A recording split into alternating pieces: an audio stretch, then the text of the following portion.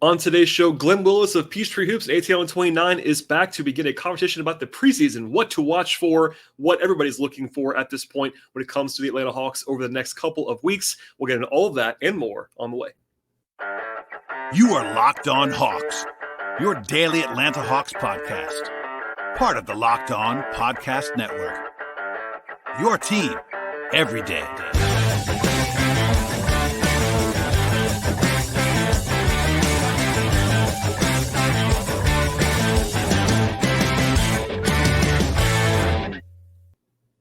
Hello, friends. Welcome to episode 1560 of the Locked On Hawks podcast. I am your host, Brad Rowland, coming to you here on a Wednesday evening into Thursday in the early part of October.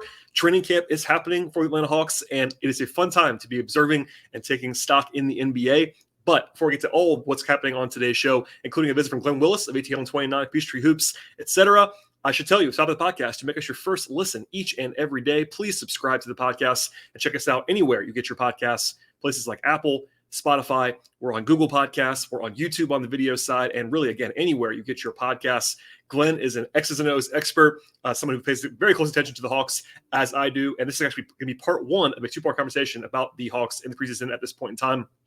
If you missed it in recent days, I've done some over-under stuff with Robbie Cowan. I had Ben Ladder on the show last week, a full-on media day bonanza on Monday, both my curated thoughts as well as some raw video and audio from Quinn Snyder and Landry Fields, etc., and plenty to talk about. We'll have much more coming up in the near future. But with all that said, Glenn and I, part one, coming to you right now. I am joined once again by my friend Glen Willis, Peachtree Hoops, ATL 29. Glenn, welcome back to the podcast. Hey, Brad. Good to see you. Good to be back and starting to stretch and kind of limber up a little bit for the season that's right upon us. It is here. I told you before we started recording, I got to spend some time with our mutual friend / nemesis, I suppose, Kevin Schnard on Monday at Media Day. Good to see Kevin, and it's kind of time. Like, we're recording this on Wednesday evening. The Hawks preseason opener is a week from yesterday, so it is Tuesday. In fact, we'll probably plug it at the end of the podcast, but Glenn is going to be in town. We're going to do a little meet and greet at the game, after the game, I should say, on Tuesday. So if you are happen to be attending the preseason opener in Atlanta, that's a good time to go out. If you want to just meet the great Glen Willis, that's probably on the marquee outside the arena. Kevin and I are trying to get meet Glen Willis put on the side just to get everybody in there. But no, that'll be fun. I'm looking forward to seeing you in person, and everybody can come. If you're already going to the game, come see us. Yeah, and if you're on the fence about going to the game, come to the game, and we'd love to meet you and talk and have some fun and all that stuff. So yeah, that will be fun. Other than that, though, just to plug that is not the reason why you're here today. Look, I've been talking like you have all summer long. Not a ton has changed. It was, as we've all discussed, not the most busy offseason in the world. It wasn't the least busy either. We still had more to talk about than teams like the Knicks, who just did nothing for the most part. There were teams that just did nothing. The Hawks were not super duper active, but they made some moves, and it's different. And you and I talked a lot about different things. The player capsule series, I keep plugging this all the time, but you and I talked about every player on the roster, and honestly, the vast majority of that stuff is still relevant, which I'm excited about for people that are diving back in. I'm sure you've had this experience the last couple of days. It feels like some Hawks fans are coming back after the summer, which is fine. I don't blame anybody for not being a 365 day a year diehard. But with all that said, listen to all that stuff. But Glenn, I'll open this up to you. Before we dive into the preseason, did you watch Media Day? I think you did, because you kind of talked about it a little bit on your show. Anything jump out to you from Media Day? Because it's kind of a lot of sound and fury signifying nothing kind of day in a lot of ways. But what did you make of anything that you heard on Media Day? Yeah, so I caught as much as I could, and thankfully, being on the West Coast, I was able to get Landry and Quinn, almost all of that, which was good. I still had to multitask, but I think I got it all. For me, there's just such a stylistic difference in terms of media presence between Quinn, and Nate, right? That has to be kind of the biggest shift there. And Quinn will still talk around things like all coaches do, right? It's almost a requirement of the job to be able to kind of answer a question without directly answering the question. But at the same time, if you thread everything Quinn said together, he puts his philosophy out there and makes it pretty clear, right? That what he wants from his team, the principles, the concepts, and all that sort of stuff. And that, for me, that was enjoyable to hear, right? In terms of just kind of putting it all out there. And I think he does it a lot more so than your average NBA coach. So just talking about whether it's spacing, sharing the ball, what they need on defense, what some of the challenges are going to be. He talked about not being able to implement really any of his stuff last year, kind of coming up on the fly. He talked about what a difference it'll make to have his coaching staff in place this year. And he did that in a way that wasn't derogatory towards the coaching staff he inherited. He's a pro, And so, I enjoy trying to read between the lines and trying to connect the dots and things like that. And I felt like I was able to kind of walk away with like, okay, his philosophy is pretty clear. And when you think about his time in Utah, it tracks, right? And all of that. Although this is a very different team, and I'm anxious to see how different this looks as we kind of press into the season than it did then. Everything on defense stemmed from Rudy. On offense was ball sharing and movement, and like I think the offensive concepts are going to be almost an exact replica in terms of the points of emphasis and things like that. Now he has a higher usage kind of point guard. He has a more dynamic offensive player, more versatile dynamic player. Maybe I'll say it that way than he ever had in kind of Utah. And on defense, it could be quite different, right? In that sense. But for me, I appreciated that he took time and was thoughtful, even if in some ways he kind of did his job and talked around the question a little bit. Yeah, it was funny because I made the quip on Twitter. Even I think Quinn could have gone. It was 30 full minutes, and he could have gone 90 or longer. I mean, there were questions to be answered and asked that they hadn't gotten to yet. Every answer was 3 minutes long, and it was not always what you asked. Quinn's a pro about answering the part of the question that he wants to answer, which Kevin and I kind of laughed about. Like, you'll ask him kind of a not necessarily a multi-part question, but like a question that might have two parts, and he wants to answer one of them and not the other. And I think he and Landry, and this is not a surprise. I know Hawks fans were kind of frustrated a little bit by some of the lack of specifics on like position battles, in particular power forward, because that kind of got asked a couple times, and like, most of the time you're not going to have, if there's some uncertainty, and there is at that spot, you're not going to get a direct answer at media day from a coach or a GM on like who's got. I mean, Landry did his job, which is to say that's Quinn's call, which is the right thing to say, and then Quinn just kind of didn't answer it, and it's kind of, that's kind of the give and take. But you brought it up. I was actually going to ask you about this. I wasn't surprised, but people were kind of surprised by that answer that you talked about him saying, pretty plainly, we didn't put our scheme in essentially at all. Like he kind of said that's now essentially. He's like, we built our relationships last year. We kind of got familiar with each other and all that stuff. But now the first training camp, which is something you and I talked about a lot, but like for him to put that in kind of stark terms jumped out to me.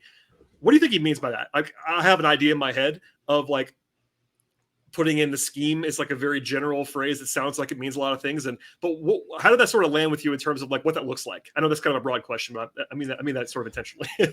Yeah. I don't want to do a complete kind of replay of some of the things we've touched on across the summer, but like the phrase on the catch, right? Like making that decision when the ball rotates to you, pass, dribble, shoot, kind of get into that decision and into that action right away. The point there is not just to play fast, but to stress the defense with a quick decision to attack them in a way that's whichever those three choices are most advantageous for your offense to do. So that I think continues to kind of be the thing.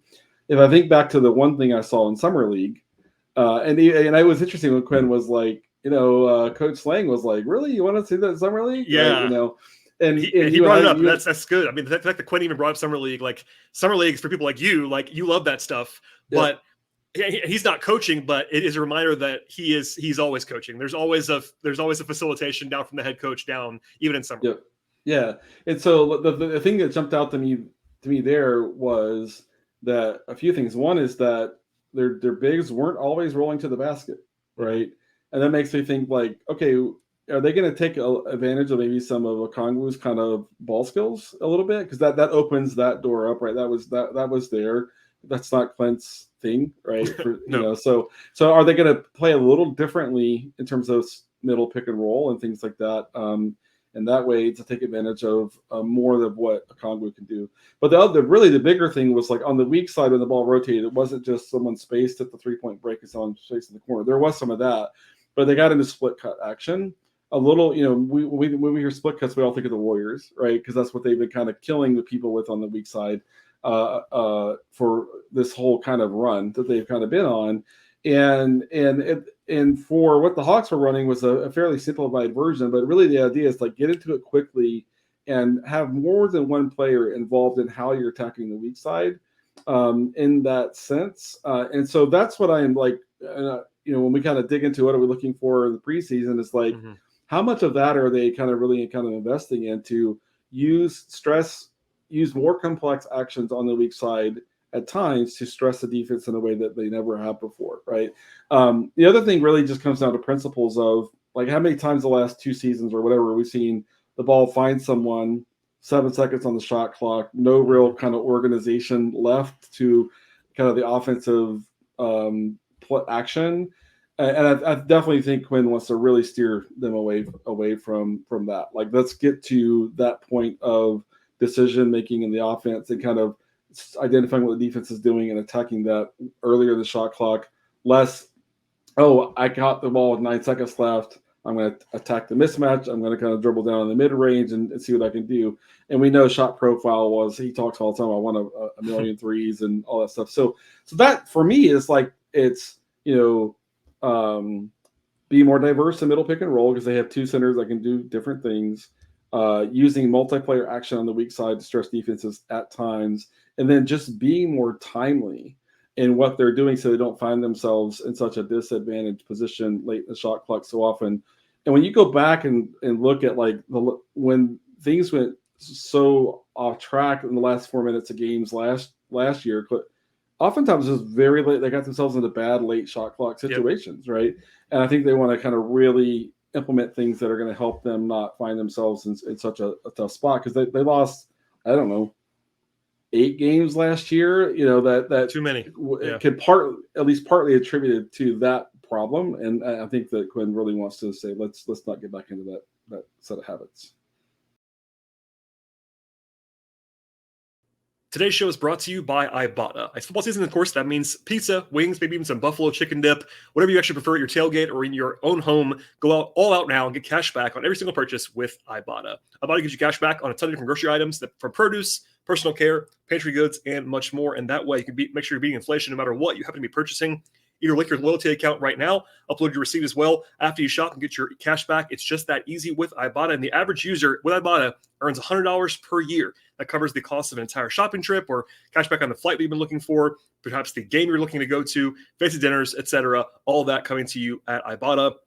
Other apps give you points that don't actually amount to much. With Ibotta, though, you get real cash back. You can cash that out to your bank account, to PayPal, or gift cards. You can earn cash back on 100 different online brands as well. And retailers, when you start with Ibotta, that includes places like Lowe's and Macy's, Sephora, Best Buy, and many more. And right now, Ibotta is offering our listeners $5 just for trying the service by using the promo code LOCKED when you register. Go to the App Store, Google Play Store right now, download the free Ibotta app, and use the promo code LOCKED when you get there. That is IBOTTA in Google Play or App Store. Use the promo code LOCKED. Check out Ibotta today. I have kind of a theory, and I want to know what you think. It's a very broad one, but it feels like, given what he said about how they're putting their scheme in now, and given that this is his first training camp, I think this is going to be, and this might sound crazy for a team that didn't make a ton of changes. Again, going back to that point, I feel like it's going to be maybe more revelatory than most preseasons around the league. And that, again, that might sound strange because they have it's all the same players for the most part, other than Collins. But I feel like because of the new coach and the system stuff, maybe more like people like you and me that are like paying really close attention. Does that make sense? I feel like we're almost going to see more that is of interest because, look, it's a slog. You're playing 5 games. Last year they went to Abu Dhabi. That was kind of an interesting wrinkle that they did. But by the time you get to the 3rd or 4th preseason game, you're probably going to have one that nobody plays in. It's going to be kind of a slog if you're not just on the top level. But like, I feel like this might be more interesting than some just because of those little things you can kind of glean. Does that kind of make sense?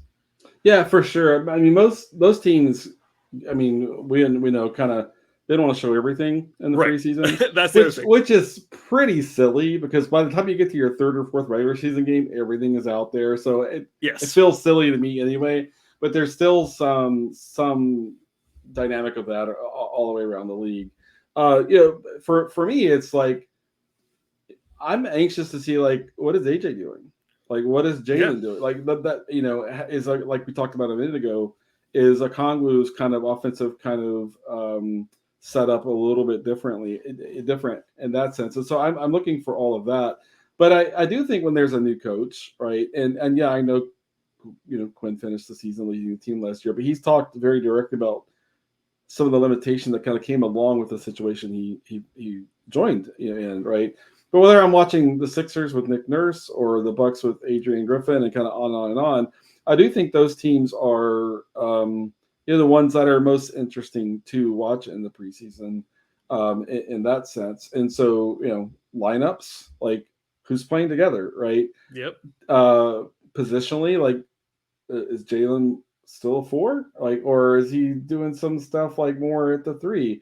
When he plays potentially like Bogey and Bay together, who's in which defensive role, right? And so there's a lot to that I'm kind of anxious to see the way they are shaking that out. I think it will be, just like you said, pretty revealing by preseason standards.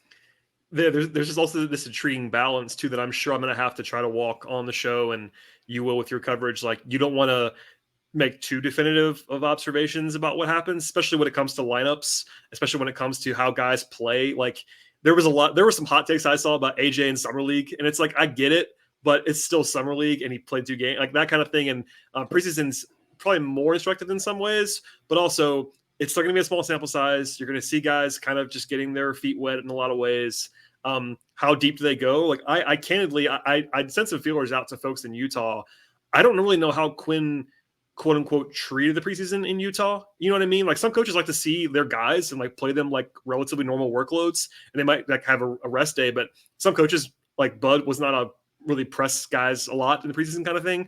I'll be interested to see that. I actually just candidly don't know. I did a little bit of poking around, but I don't want to make assumptions on that just yet. So, little things. And yeah, positions, it's interesting. I mean, the most glaring stuff, of course, probably the number one easy storyline to consume in the next couple of weeks is the quote unquote battle at the power forward spot. I mean, that's going to be the question that I get and you get. I think fans are also talking about Clint Onyeka, but I think that one's going to be more of a surprise if it's not Clint. But yeah, I mean, little things like, okay, here's another one for you, Glenn. Do we see Quinn throw the bone to everybody and play Onyeka and Clint in the preseason together? Does he try it? I don't know if he's going to do it, but does he try it once? That kind of thing. Like, it's a good time to experiment, but at the same time, it could throw you off a scent too, if you like, almost intentionally, if they want to. Right.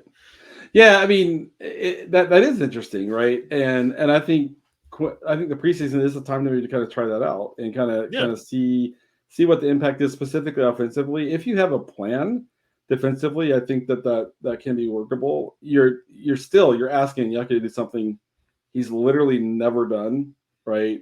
Yeah.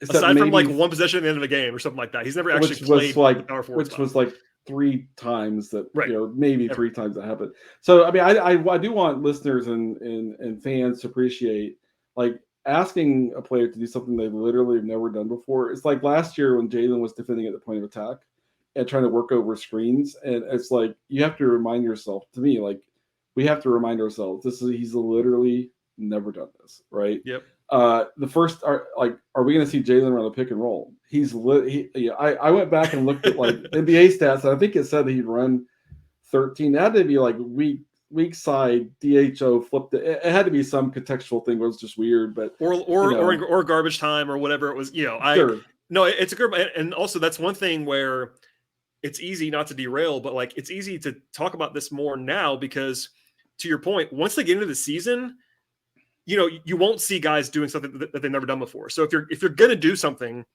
you're going to use camp. And again, camp is overstated. It's only like 5 days. Like, people think about camp, it's like this like month long. No, they have 5 days together essentially, and then they're playing a game on Tuesday. Now, it's a game that doesn't matter, but that's the heart of training camp is a 4 or 5 day process. And like, you can't change your entire life in those 5 days. Now, the Hawks have been practicing.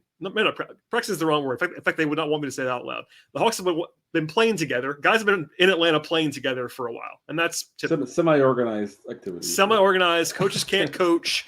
They could be in the building. They can't coach. There are rules, and they do get followed. But I mean, they all pretty much openly talked about it. Like, guys have been in town for a few weeks playing almost every day.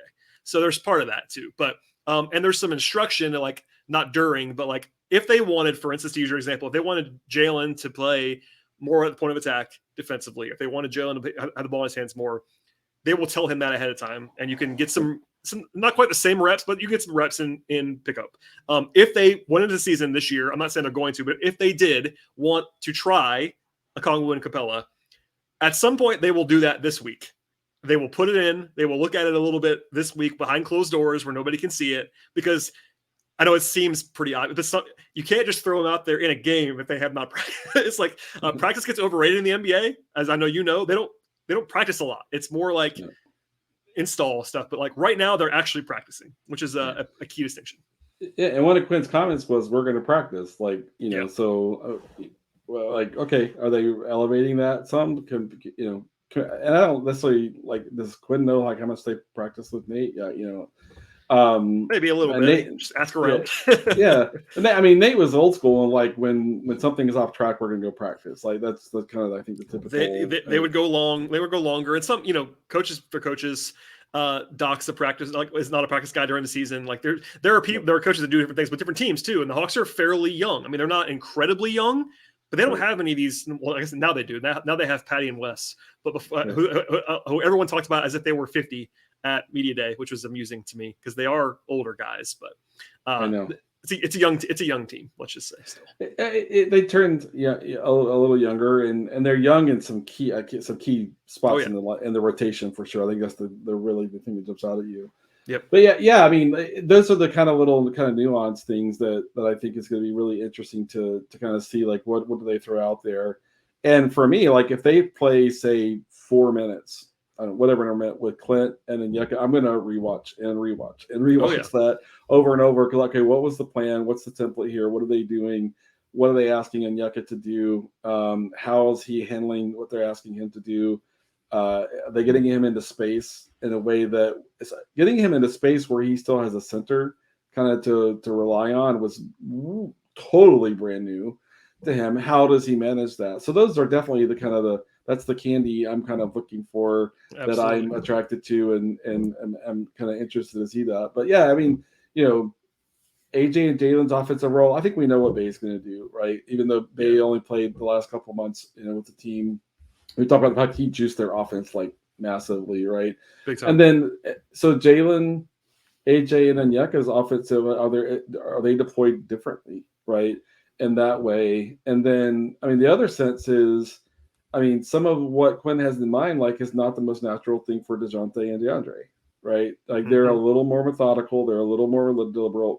Maybe I'm underselling it using saying a little more in a way, but but they like to kind of see the reaction to the ball swinging to them and then attacking, and Quinn's like on the catch. And so I think it's going to be, and this is where we really have to kind of caution ourselves. Like if the first game DeAndre catches the ball on the weak side 3 times and his execution is like, okay, it's early, right? Yep. And we'll not make too much of that, but it'll still be interesting to see, like, they're asking DeAndre to go faster. They're asking DeJounte to, get into this and be a part of a 2-man action on the weak side and attack that. That's definitely just seeing how the team is adapting to and acclimating these kind of new sets of principles and points of emphasis that Quinn is throwing out there offensively.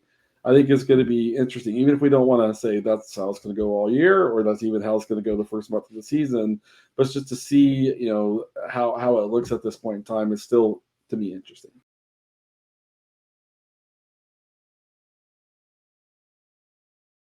I won't make you do a whole thing on this necessarily, but I do want to know, we talked about it a little bit already, but is there anything that is clearly at the top of your list in terms of things you're looking for? It could be schematic, it could be positional, it could be player specific, something you already mentioned. I don't know, or it could just be broadly like, hey, I want to know what Quinn's going to run, because I'm glad you made a point earlier about this is more for the audience than you, obviously, but every NBA team kind of knows everybody else's sets. Like it's not like football where there's like this closely guarded, like you have these plays that you're gonna like really hide from everybody else. Once everybody runs everything, like opposing defenders are calling out your plays like as they happen. If you ever sit courtside in an NBA game, if there's a smart defender, if I don't know, pick a guy, they're calling out every single set that the other team is running. It is there are no secrets. Yeah, Rondo's famous for that. Draymond's famous for that. Pat Bever's famous. There are others. But that's where in the NBA, it's not so much what you're running. What you're running matters. You have to your offensive scheme and actions have to feature your best offensive talent and skills and personnel and all that sort of stuff. But how you run it, like, really matters, right? And your options, like, and your secondary is off of everything else and all that stuff. Yeah. Yeah. Which means, like, everybody's paying attention. Like, oh, everybody's loading up on Trey, and there's not, 4 other guys. Just how does Trey deal with this double team and just kind of, spacing the floor, but more so, like, how do we help Trey? Like, what is and that's just not like on the fly. What are we going to do? No, this is what we do when this defensive team hedges, traps, loads up, whatever that might be. And that's where I think Quinn's approach and the way he talks about wanting his offensive team to play is pretty vastly different. Like, Nate was, from his era, was like, move the ball and you should have a mismatch, right? And attack the mismatch. And if we want to talk about analytics, whatever, like that's ISO and mid range and all that sort of stuff. I think there's still a place for that, today for the players who are awesome at that, right? But that's not what you want to kind of lean on. Is like, that's your 1B on every kind of play, and so that's going to be really interesting to see. But yeah, defenses basically call out your plays, and to me, it's exactly what you said. Is when the defense does this against, whether it's pistol action or whatever you want to call it, or floppy action, whatever. Okay, when they decide how they're going to try to defend this, how do we react to what the defense is presenting to us? And can we see it as a collective unit and attack it right away? Or, as has, I think, too often kind of been the trend, are we going to watch Trey, like, for the first 8 seconds of the shot clock and see kind of how he wants to deal with this? They got to, as great as Trey is as an individual kind of creator, they're still going to limit themselves, especially during important stretches late in games, if they're kind of watching Trey try to kind of figure out how he wants to attack that. That's not at all a dig at Trey, right? No. That's just kind of, I think, a shift philosophically that we'll see here is this is what we are going to do when Trey sees A or B or C. And how aggressive will defenses be in the preseason? Like, how much opportunity will the Hawks have to, like, it's hard, it's so hard to know, right? Oh, yeah. But hopefully we'll get some view there. It's funny, as you were talking about, what did Quinn do in the preseason? Like, I don't know why I remember this, but I watched, I don't know, probably 8 years ago, like, the Jazz played, I don't remember who they were playing at the beginning of the season, and like both teams were playing like the fastest offensive pace I'd ever seen. And I was like, did these coaches agree to, like, just get as many reps? Like, yeah, exactly. Let's get as many reps as we can, it was just kind of weird, because I think at halftime that game was like 80-80 or something like that. But that's one of how many, like, I don't know, 50 preseason games that jumps out at me. But it's funny. It is, and it's a reminder, like, the results truly don't matter, which I think people understand, but they really. Right. Guys want to win always, but they actually don't care in the preseason, like, truly don't care. They want to play well. They want to play well, exactly. Right. Because, and again, nobody's going to play, even for teams that push hard, quote unquote. Trey's not playing 38 minutes in a preseason game. Like, that's not going to happen. Like, you might play 28 minutes or something like that, but, like, there's going to be time where, and they're going to go deep in the games. Maybe you do one dress rehearsal where you only play 10 or play 11 or whatever, but most of the time you're going to see your rookies and whatever else at some point in the game and all that stuff. It is also a reminder that what you said about the pace. Everybody's fresh in the preseason. So, like, inherently, and this happens during the 82 game slog as well. Early in the year, pace is at its highest because guys are fresh and nobody's not nobody's hurt, but most guys are close to 100% and, energy's high and all that stuff. And you're running around. As soon as you get a couple back-to-backs and it starts to slow down a little bit and slow down. And it's kind of what it is. I do want to ask you some. Go ahead. Yeah, like, the only other thing is, I mean, I'm anxious to see how much are Trey and DeJounte playing together versus are they still, like, heavily staggered? If they're playing together, what does that look like? I think it'll look different, than what we saw last year. If they're not staggering, is Kobe play a ton in the preseason? Did you hear it? So I think you heard it. Did you hear it? I asked Landry, not Quinn. I asked Landry about kind of like Patty's role in particular, because he talked about Patty and, look, and Landry did say he could play both spots, but he kind of leaned to Patty at the 2. And when he said that, like, it's objectively kind of true. The way that Patty's played is more of an offensive shooting guard in some ways. For sure. But if he's not their plan as the third point guard, they don't have a third point guard. I mean, Kobe Buffkin, they've acknowledged that they would like Kobe to be able to play point guard in the future. Yep. But he's never, speaking of guys who've never done that before, Summer League, and they've been, I think to their credit, they've kind of given him a little bit of cover with saying repeatedly he'd not done that before. But Summer League didn't go that well at point guard for him. He'd never done it before. It's his first time. And then behind them, he mentioned Kobe. He mentioned Trent Forrest, who's a guy who can't really run an offense. Like I like Trent Forrest quite a bit. Trent's a defensive point guard. He's great defensively at the point of attack, but he can't really run your stuff. So like that's if they're not going to stagger. And honestly, it felt like him almost announcing we're still going to stagger. You know what I mean? Because if they don't stagger Trey and DeJounte, I can't imagine this is going to be their plan at third point guard. Maybe I'm wrong. It's weird. So it's funny because a little reminder, Trent Forrest played in Utah with Quinn. He sure did. Yeah. And he had moments offensively last year where he attacked the weak side and like went straight into a crease, went straight to the rim. Yep. And it's silly because he doesn't have a very broad set of offensive skills. But sometimes coaches are like, just do your thing, like do the one thing, do the one thing you can do.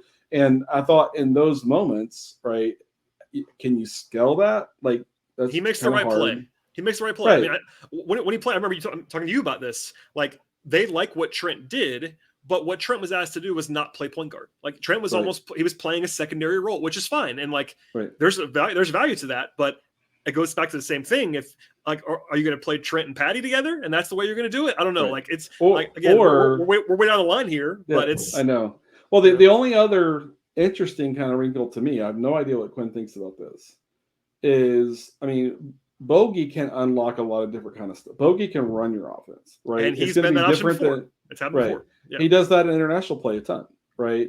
And so he has the capability of running a pick and roll. It's a different looking and different a different feel to it, a different kind of style of pick and roll. Oh yeah, he can do that. He can pass the basketball. He's as smart as any player in the league. Right? He knows what he's doing. And so if you want to shift away from such a heavy stagger, like you could get away with, again, I think you want to be careful what kind of defensive line that you'll throw it out against, but Bogey plus AJ plus Bay plus Jalen has nice ball handling and pass, and so I'm like, I'm not saying like, oh, this is a great plan. I'm just saying it's an option, right? It is. And especially if in the preseason the idea is like, no, I want DeJounte and Trey getting as many minutes together. Because what we're asking them to do together is very different. Thus, it's not an issue at all. Yeah, those together reps are way more important than separate. The separate reps, like, okay, that's those together reps. If they're really changing the approach, then Quinn may be like, no, I want all their minutes to be together in the preseason, right? Because that's and that makes sense. And and I'm glad you said it, guys. I should have pointed that out too. In the preseason, which is what we're talking about mostly right now, like that would make a ton of sense. I'd like to see them play together, maybe not all the time, but most of the time that they're playing. Yep. Because the results when they were off the court don't really matter as much. It's probably I'm thinking about when the lights come on and you got to fill those 12 to 16 minutes without Trey, and they've not built this. They've still built this roster as if they're going to stagger, is what I would say. Now they may not do it. But the way they built this team right now, I think, is a pretty clear announcement. Like we're going to stagger because, like, they could have gone out and got a boring backup point guard, and they didn't do that. I mean, they traded for Patty, but Patty again is more of a combo, and they know that. And they talked about it. Yeah. So, and he's a vet and all that stuff. And there's value to having Patty Mills. Like I think he's a valuable player, but that's not the guy you want if you weren't going to stagger. Is what I think. And in San Antonio, Patty played off of Tony Parker some. Yep. He played off of Manu a lot. Like where Manu was really kind of functioning as, the point guard on the second unit or whatever that was. So Patty can do kind of whatever. He's probably not right for like a lot of heavy, like actual point guard usage at this point in time. Right. But, probably his best skill offensively is when the ball finds him on the weak side. He does the right thing every single time. And that's what Quinn, I think, is really kind of looking for right now. So even if that's just like, hey, Patty's going to be in our rotation through the end of the 2023 or whatever that is, and then we're going to see how Kobe's doing and maybe start shifting some opportunity there. I mean, it's and same with Wes Matthews in terms of like a responsible adult, that can kind of do the right things on both ends. I think that's helpful. in that sense. I think both those guys will just kind of help everyone kind of settle into what needs to be done. I think that in that way, they're both kind of valuable presences. All right, that is all for part 1 of 2 with Glen Willis of ATL 129 and Peachtree Hoops. Stay tuned. Part 2 should be available in your podcast feed of choice right now. And go ahead and subscribe to the podcast anywhere you get your shows in audio or video form. Subscribe to the podcast, of course, but also follow the show on Twitter/X at Locked On Hawks. Follow me on Twitter at BT Rowland. Stay tuned, and we'll see you all next time.